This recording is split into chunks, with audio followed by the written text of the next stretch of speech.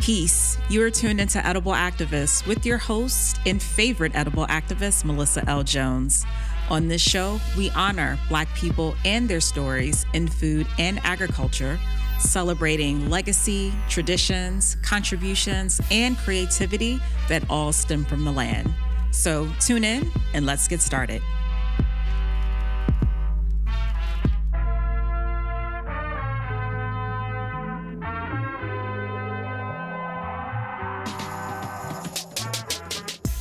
Peace. I am your host and favorite edible activist, Melissa L. Jones. Agritourism is changing how farmers do business, and today's guest is leading that charge. Phylicia Murray is the founder of Farm Experiences Collection, connecting companies with farms and creating new economic opportunities for agricultural communities in the DC area and beyond. Welcome to Edible Activist, Phylicia. I'm so excited to have you. Thank you, Melissa. It is my absolute pleasure to be here today. Y'all, Phylicia has been a longtime supporter of Edible Activists, so I am more than honored because I love how she showed up for Edible Activists in in-person experiences, as we were actually just chatting about before the show started. And so I just appreciate you showing up to share your voice and all the great things that you've been working on in this space. And I'm super excited to deep dive, Phylicia. So Thank you. Me too. Welcome. Awesome. All right, Phylicia, we're just going to jump in and get started. So you started your career at Nestle, moved into food and beverage consulting, launched an agricultural marketing firm, and now you're building a corporate agritourism platform. That's a lot. And I love it. Oh my goodness, all the threads. But what was the thread pulling you toward the land the whole time? Yeah, absolutely. So, I would say that initial tug toward the land started around 2014.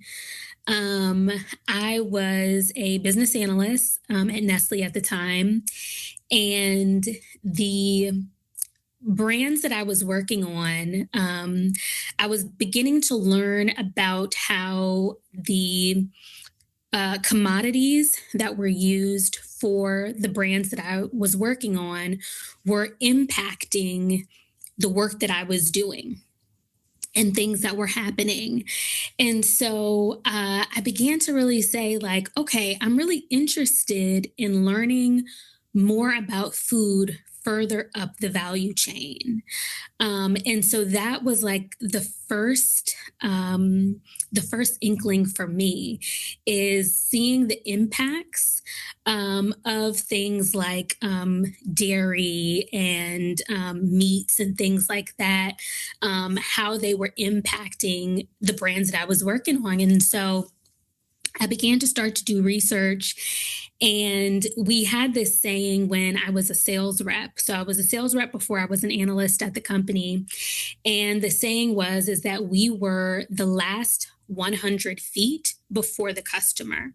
So as a sales rep, I was in charge of merchandising our brands at the shelf within my accounts, as well as ensuring that, our promotions, were displayed during the proper time they were displayed, and selling in more cases of the product. And so they made it clear to us reps that, you're the last 100 feet before the customer.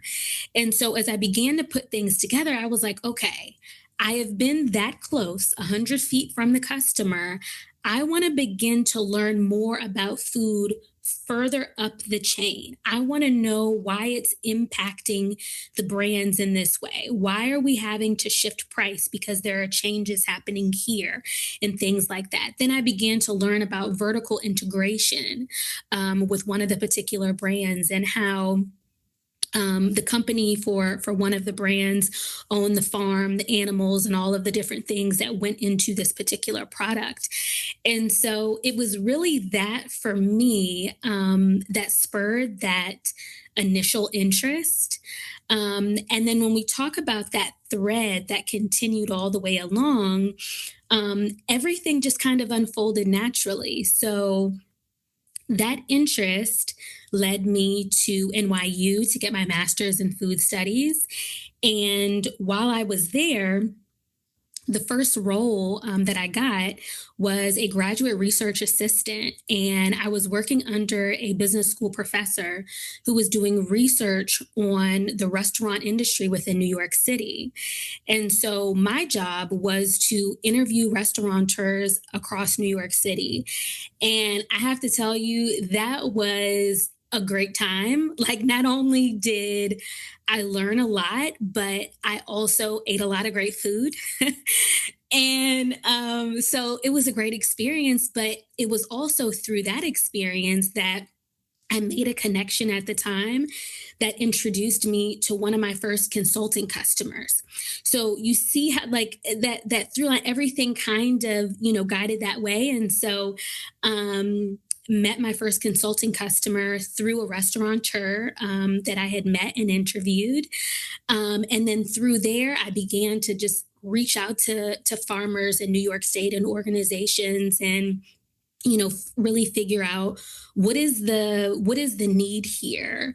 And one of the things that I kept hearing was access to markets, access to additional markets to sell in, and things like that. And so that information is what guided me into the first business and figuring out, okay, like, how can I figure out a way to help farms diversify their revenue streams, to break into different distribution channels? So, also really taking my expertise from working at Nestle and understanding distribution channels and networks and things of that nature, and bringing that to the ag industry. And then again, as we follow that through line, right? So then it's like, okay, well, then how did she get to agritourism? So it was through that first business that, as I began to think about, okay, how can we really figure out what are some of the best opportunities for farmers to diversify, I started to hone in on the experience economy. And the experience economy, for folks who don't know, is pretty much the sale of memorable experiences.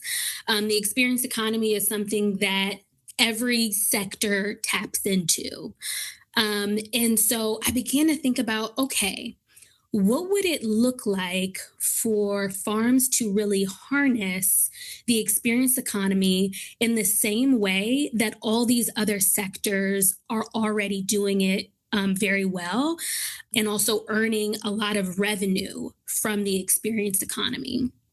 And that process led me down reaching out to farmers across the country that had successful agritourism operations, and interviewing them and asking them questions about, how did you get started? Why did you decide to get started? What were some of the challenges that you faced?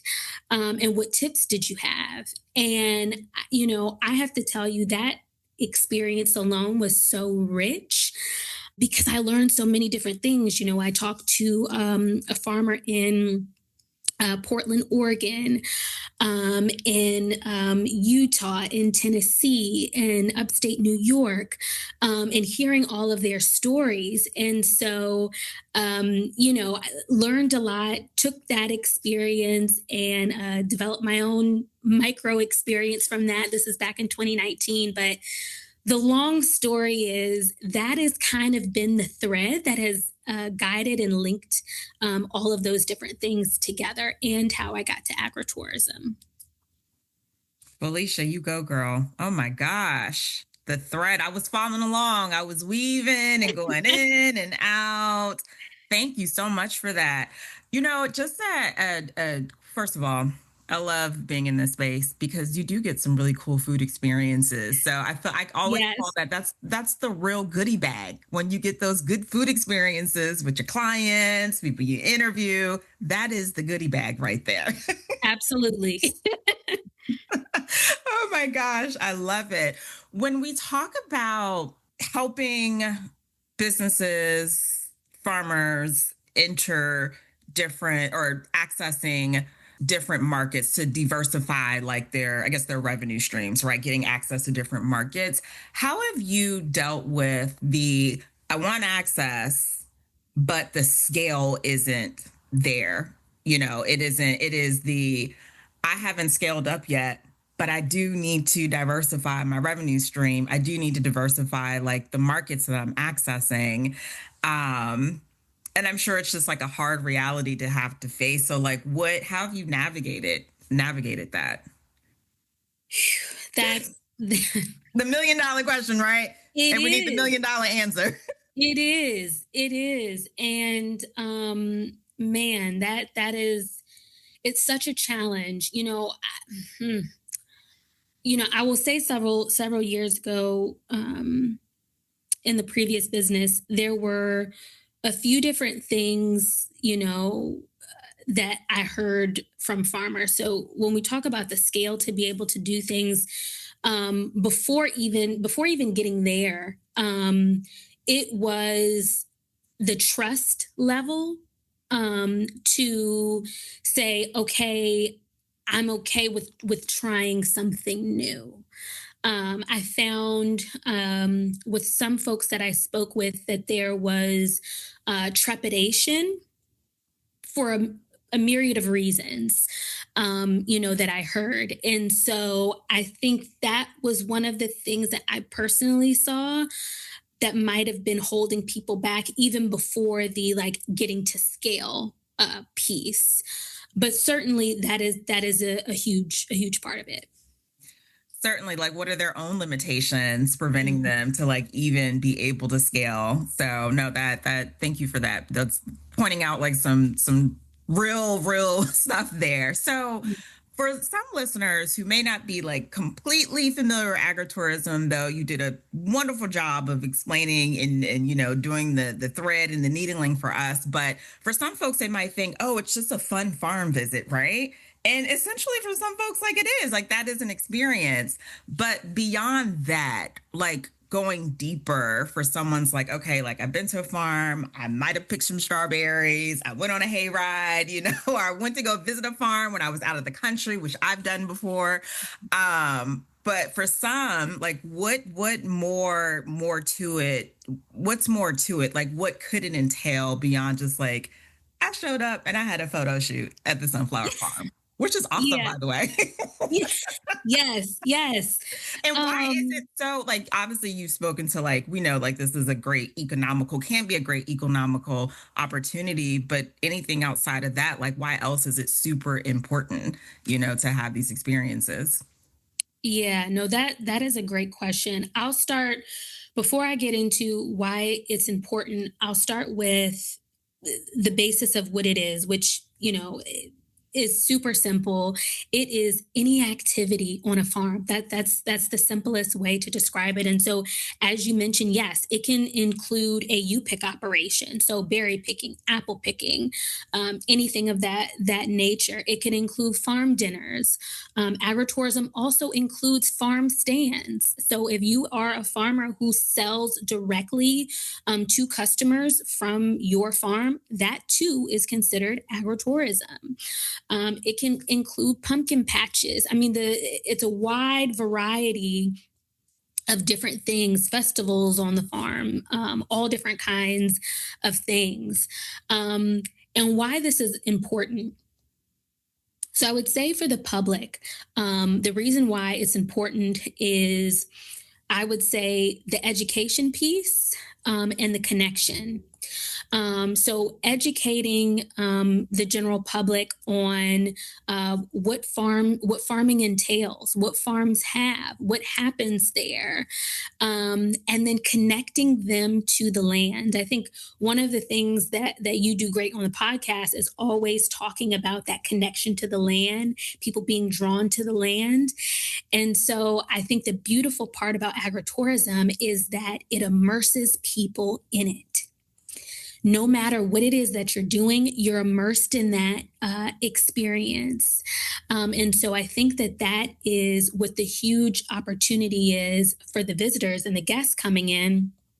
But for the farmers, as we have mentioned, It is that additional revenue stream. We know how challenging production is, whether it is the capital to be able to get stuff done, whether it is climate and the weather affecting your production. There are so many different mitigating factors that can impact farmers' income from their production. And so, what I love about agritourism is that it can be completely independent of your production. I know I mentioned this many, many, many, many episodes ago, but Phylicia, when I tell you it is my dream, my ultimate dream to have a farm dinner, I have this whole experience painted in my mind, okay? It's going to happen.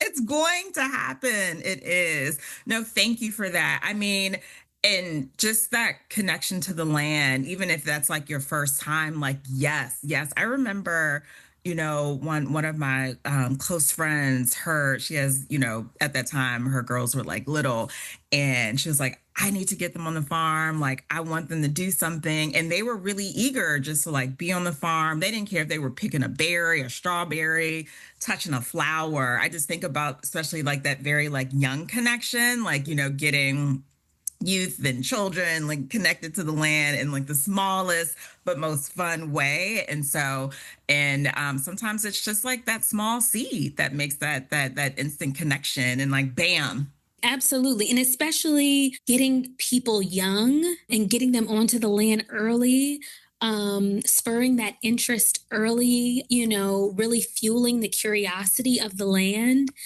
It makes just such a difference the younger a person is. Absolutely. Phylicia, farmers have incredible knowledge and land, for some, land resources, but don't always have the business infrastructure to monetize beyond the harvest. And that's huge. Like we, talk about infrastructure here ever so often on this show. How does farm experiences collection bridge that gap? Yeah. So, how Farm Experiences Collection bridges that gap is through knowledge and resources, and then soon to be our platform that I'm building. And so, through the knowledge and resources, I publish a weekly newsletter that you're subscribed to, and it provides global agritourism news as well as business opportunities within agritourism and events in agritourism. So, what that looks like practically and how that can help farmers. So, in terms of the news that I provide, my hope is always that through those stories, whether it is what farmers are doing in Toronto or new agritourism campaigns that they're doing in Vietnam, that information will spur a thought in a farmer to say, perhaps that's something that I could try here on my farm, or perhaps this is something that I can speak to my elected official about or bring to them. And so through that news information, that is what the hope is for that. In terms of the business opportunities, I have listed everything from grants in agritourism across the country and opportunities across the world, as well as scholarship opportunities for agritourism conferences and opportunities for farms to be paid to be a part of tours. So sometimes I think there was a couple where you could be paid to be a stop on a farm tour. And so that makes up all of the business opportunities. And then specific to the events, any workshop, conference, training, or anything of that nature that will help farmers to continue to develop their skill set around agritourism, those are things that are also provided. And in addition to that newsletter, I started the year out with several different series. And that's something that I'm going to pick back up on in the latter part of the year. But the series really tapped into different things to help farmers along their journey hosting experiences. So, for instance, I had the pleasure of interviewing agricultural attorney Jackie Schweckler out of Penn State. And she shared in our interview all of the different things that farmers can consider on the legal side of agritourism, because that is a huge piece of it, is ensuring that farmers are protecting themselves. So while we recognize that this is a huge opportunity in terms of diversifying and bringing in additional revenue to the farm, let's also make sure we protect that revenue, right? And so, what things that we need to think about, and what things that we need to comply with, like ADA compliance and things like that. So on that side, that's kind of the knowledge and resource side of farm experiences collection. And the other side of that is a digital B2B booking platform so that companies can host corporate events on farms within the DMV area. And that is something that I'm super duper excited about. This is something that I think is a huge opportunity, specifically in our area, because we're the intersection of so many different things. We have so many farms within the area. 2025 data showed that there are 12,600 farms in the state of Maryland, and I believe there's over 38,000 in Virginia. And so when we think about just the sheer number of farms, right? And we know not everyone is going to be doing agritourism, but just the number of farms alone, the high concentration within the DC metropolitan area.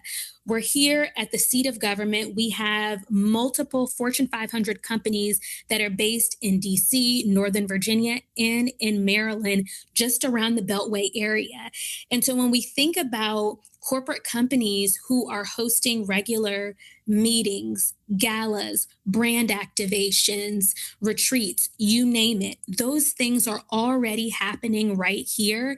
And so it's a huge opportunity to farmers to be able to say, it's an opportunity for me to get a piece of the pie and utilize one of my largest assets, my land, the resources that I have, to begin to draw in additional revenue from these corporate customers. I cannot wait until this platform is launched, and you all, please, please, I'll have Phylicia state where you all can find the Substack. But that thing is a resource. Like, you need a moment to go down every single one, like you said, grants and conferences. You put a lot of work into that, Phylicia, and I really appreciate it. So I really hope that Thank everyone you. considers supporting and subscribing to Phylicia's Substack, because it is just a wealth of information in there. You mentioned earlier, briefly mentioned around like a campaign in Vietnam that you have seen. Can you speak just a little bit more to that, or just like in general, um, what have been some innovative agritourism experiences, approaches, marketing techniques that you have seen, whether it's in the States or out, in another country, in Canada, that you're just like, oh man, like this is great. Yes, absolutely. So I will mention a couple. So, one of the first ones that came to mind, the Winter Olympics took place in Cortina. I think it was Cortina 2026, January. And they had a whole agritourism esque campaign around these passports. And so they had these passports that you could pick up, and visitors to the area could visit all of these different agritourism locations during the Winter Olympics and, get a stamp. And I think if you got a certain, number or whatever, you got some sort of prize. But what they did was they really played off of the largest sporting event that takes place, and using the Olympics as the background for that.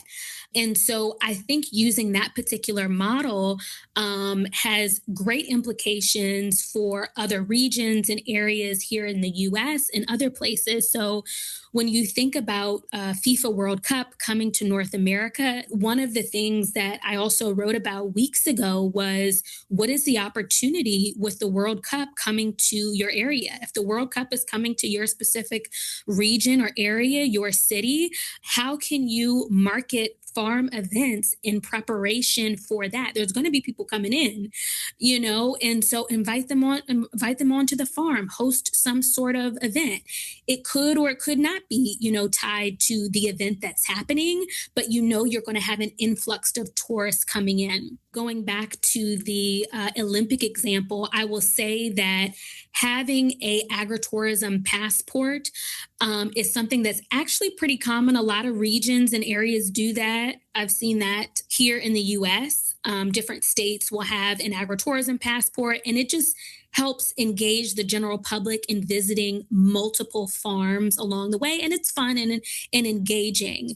But what I specifically liked about that experience is that how they used the Olympics to pair with it. That would be one. The second one, I will go to that Vietnam experience that I actually just wrote about last week. So, the Vietnamese government currently is working on expanding agritourism for the country. And so, what they're doing is they have targeted the largest market in Southeast Asia to get them to come to agritourism destinations in Vietnam. And so, they identified Indonesia. They have the largest population. And so, what they did was beginning in April, they reached out to influencers, travel agents, and other folks in the country, and they invited them out to Vietnam to come, to see, to look at multiple different farms, to experience what they had going. And what did this do? Of course, when you have influencers, they're capturing the moment, they're sharing it with their audiences and telling them about it. And so that took place in April. And then in late May, Vietnam hosted a farm fair, agritourism fair in Jakarta. They hosted it there because they said, again, this is the target market that we are looking to reach. And so they had it there, engaged the local government there, strengthening the ties of international tourism, but also continuing to share this is what some folks experienced when they came last month. This is something that you can experience when you come to our country. And so when I think about the model that they used, I think there's a huge opportunity to have some intercountry, intercontinental relationships and partnerships that support agritourism on either side, and figuring out what that could look like to support both nations and things of that nature. Oh, those are both incredible. Oh my gosh. And by the way, I really hope to visit Vietnam. Thank you for that. Felicia, you have spoken to this, some already, but what does it actually look like when agritourism is done right for the farmer, the visitor, and the community? And I will go back to, what you had mentioned in, you had an interview with a lawyer, for the legal side and the implications, which is like super, super huge, right? And then I think, so that's one piece. And then I think about some farmers, if not most farmers, view their land as like sacred land, right? So they want to be super protective about like who enters their space. And obviously, the agritourism is for the farmer, the owner, the farmer, the grower who is interested in opening up their space for these experiences, right? But I do think about that. And then obviously, like for the community, there's so many benefits from the education, to the awareness, to the let me get out of the digital world and let me connect with nature. But when all of this is blended, like what would be the ultimate, I guess, creme de la creme end to end experience when this is like done, air quotes, right? Because I don't think is anything ever like done right. So we'll use air quotes. Right. Well, and I was gonna say that, like, what is right? So I would say that, there isn't one right way when it comes to agritourism. But what I will say is what I think works best in terms of supporting all of those different stakeholders that you mentioned that are a part of it. So the community, the farmer, and the visitor is a good integrated plan that supports all parties. The community should be supported, the farmer certainly should be supported, and then the visitor as well. So, starting first with the visitor, it should be something that is of value to them. They should go away feeling like they have received something, even if it's just their feet touching the field, right? Right, because that is something that you're taking away. um but it's value to the visitor, and then for the farmer it is one, overall support and exposure to their business, because that's also a part that we haven't touched on yet, is that it's not just about the diversification, but it's also the visibility, because some farms do just the activities, agritourism exclusively, but many still produce. That's still the main thing that they do. And so when we talk about bringing people on the land, also providing visibility and exposure, like that's a huge thing. And then for the overall community, that third stakeholder, it is uplifting the community. It is adding to the fabric of the community. One of the things that I love, I had a conversation 5 years ago with John Salazar. I interviewed him and I wrote about it. It could be found on my Substack. And at the time, he was a professor and a coordinator over hospitality and I believe food industry management 5 years ago. And he has an extensive background in hospitality. And I reached out to him after reading a piece that he had done in the Georgia Ag Forecast, where he talked about that one of the big opportunities, and he was speaking specifically to rural communities, was using the art of storytelling to be able to drive tourism to rural areas, and how a part of creating this integrated approach to bringing people out to farms and rural areas is working with your local DMO, your designated marketing organization, in order to one, define your story, figure out who we are as a community, and then the DMO can do what it is that they do best and promote the region. And as a part of that, your farm, your experience, and all of those things are a part of that narrative. And so he really illuminated for me what integration with DMOs and farms could really look like and how it could support them. And so I think that's something else that is a huge opportunity that I think in some areas across the country I've seen, but I think could really help farms to thrive in terms of their experiences. I'm so glad that you brought that up about the DMO, because I was going to ask about that, like the opportunity there, the tourism office, in cities or even rural areas. And I can tell you what comes to mind as well, who I feel like does an incredible job with their storytelling and has been able, I feel like, has been able to attract the eyes and the awareness towards this town is Clarksdale, Mississippi. Like, if Mm. y'all don't know anything about Clarksdale, Mississippi, it is a beautiful, beautiful, beautiful town in rural Mississippi. They were actually able to bring the Sinners movie screening to Clarksdale with Ryan Coogler and everyone. They just do, there's like this community in Clarksdale that does an amazing job with storytelling. And I just thought of them as you were talking because they have gotten a lot of eyes and attention towards this very small town that is, throughout the year is very, it's a blues town. So it attracts like a lot of visitors. But when we're talking about Clarksdale and rural, there are a lot of Black rural farmers down there. And so the work that they've been doing has been super incredible. And if anyone needs inspiration for like that storytelling piece and attracting people to those small, like Clarksdale has done an incredible job. And I'm drawing a blank on like the actual like group it is, but there's Mhm. a few that I follow there. So and I could totally see that. And I'm sure it's happening in other places. I just haven't seen it. So let me just say that, give credit to where it's also being done.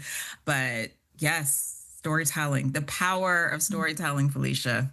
Yeah, it's huge. And so the other thing that has come to mind too is like I remember seeing I don't even know if this is still a thing, like Airbnb had experiences, right? Like I remember a few years ago I was able to do a bee tour farm in Detroit, off of Airbnb. It's like that's still a thing, like in addition to I don't is that still happening? Are there That that's a great question. That's a great question. So I'm pretty positive they still do Airbnb experiences. I haven't personally done a farm experience through Airbnb, Mhm. but that is an avenue for people, and I love that because the general public might not necessarily know where to begin, Yeah, but through a platform like Airbnb, you can say, "Oh, this is already a laid out option for me." They don't have to do the work of trying to find it, and that goes back to the visibility piece because the farms are here, right? they're But here. people just need to know that they're here. Yes. Felicia, we're going to round out in just a bit, but what do you want specifically Black farmers to understand about agritourism as an economic tool? Like, what is that one thing you want to hone in on, for our Black growers and farmers and those who are producing off the land? I want Black farmers to know that you can start with what you have. I want them to know that they have enough, that their story is enough. Going back to that storytelling piece, sometimes just sharing your story with people, that's a part of that memorable experience, that intangible thing that people are able to take back with them. So, of course, always, protect yourself, make sure that you have the proper insurance to protect you in case anything happens on the farm. But in short, you have exactly what it is that you need. It doesn't have to be complicated.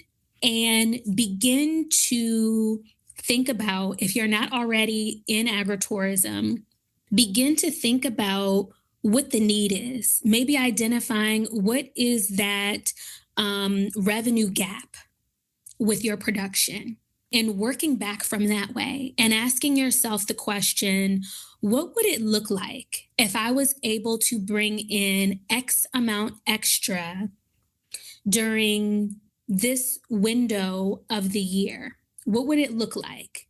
And then from that, deciding for yourself, okay, if I were to invite people onto the farm for an experience, how can I get to that number?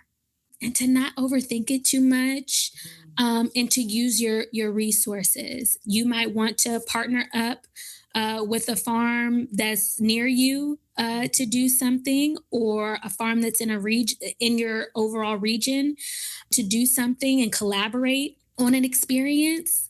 But you already have what you need.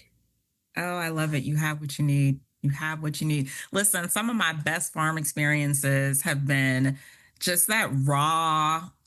This is the land. I got some soup that I pulled, from the freezer with some fresh herbs from the farm, the garden, and a good story. Yes. And I don't want to undermine the energy that it takes to host people. I don't, because trust me, I know, right? I don't want to undermine any of that, but I thank you for framing it that way because for some folks it might be, oh, it has to be this fancy thing and like everything needs to be in place and polished. It's a farm.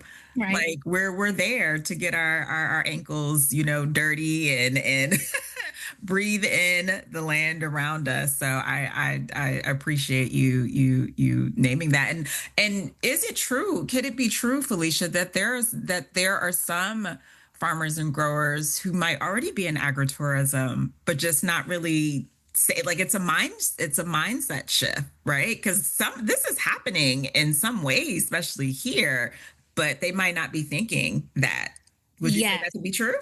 yes, absolutely. And thank you for bringing that up. Because I actually think that there are a lot of farmers that are participating in agritourism and they don't even know.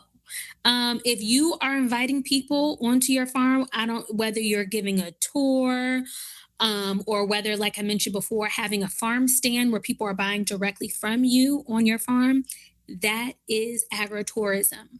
And Mm. there is so much more opportunity and more revenue for you to make in it. I also wanted to share, just so people have reference for how big the opportunity is.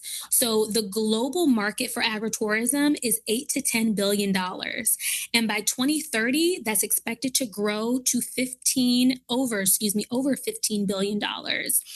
In the U.S. specifically, the 2022 Census of Agriculture reported that U.S. farms made $1.26 billion in income from agritourism. So I think about, for farmers specifically, if you're thinking about, is this something that is truly viable for me? Mm. It is. Mm. It is. And there's so much opportunity in it. Felicia just dropped some big numbers, y'all. Let's make it rain. Let's all of us make it rain, dollars and dollars and billions, okay? Felicia, this has been incredible. I appreciate your knowledge. I look forward to more resources that you drop. I look forward to the platform that you're building. And I encourage that those who are looking to expand, whether you want to know more about tourism, agritourism for your own business, reach out to Phylicia. We'll make sure that she shouts out her information. But this has been so enlightening. And I'm like, how can I get involved? I'm not a farmer. But no, thank you so much, Felicia. Please drop the name of your Substack and, like, how, again, and how folks can subscribe, and if they want to reach out to you for your services, like, we want you to drop all that good info. Certainly, certainly. So my Substack is Farm Experiences Collection. You can find me if you just search that via Substack. My website is farmxcollection.com. That's FARMXCOLLECTION.com.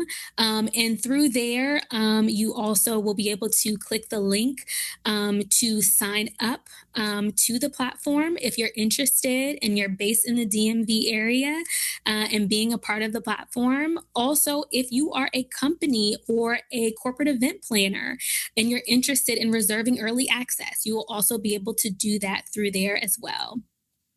Wonderful. Y'all heard it there from Felicia, the greatest. Awesome. Thank y'all so much for tuning in, and peace. Thank you for listening to Edible Activists. You can find today's episode on Spotify, iTunes, and Simplecast, and follow along on all social media platforms at Edible Activists for updates. Want to support this platform? You can do so by purchasing our commerce or connecting with me about media partnerships at www.edibleactivist.com. In the words of Baba Tariq Adunu, there is no culture without agriculture. Peace.